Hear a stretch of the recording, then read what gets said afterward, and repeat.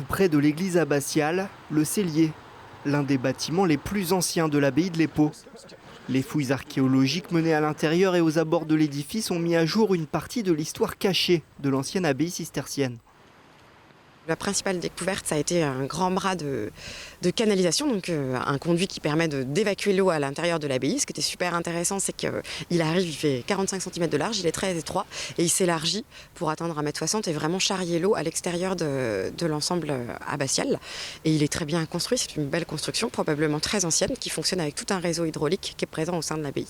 À côté de ça, on a trouvé plusieurs petits bâtiments qui étaient accolés contre une des façades, un bassin complètement étanche qui permettait de recueillir des eaux qui étaient évacuées depuis l'intérieur et une petite construction, un petit abri qui est mentionné au XVIIIe siècle comme étant l'abri du jardinier. Pour les scientifiques, ces découvertes démontrent que le lieu a revêtu de multiples usages au cours des siècles.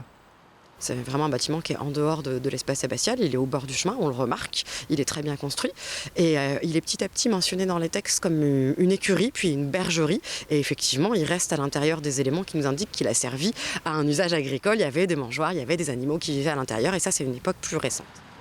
Les analyses ont aussi permis de dater précisément la structure grâce à l'examen de sa charpente.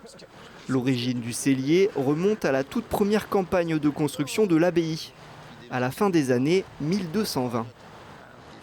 Avec un nombre de visiteurs croissant, raconter l'histoire du lieu qu'on visite, c'est donner des informations précises. Et ça sera le cas à travers ce rapport qui vient d'être fait. Fin 2024, des travaux d'aménagement intérieur seront entrepris dans le bâtiment.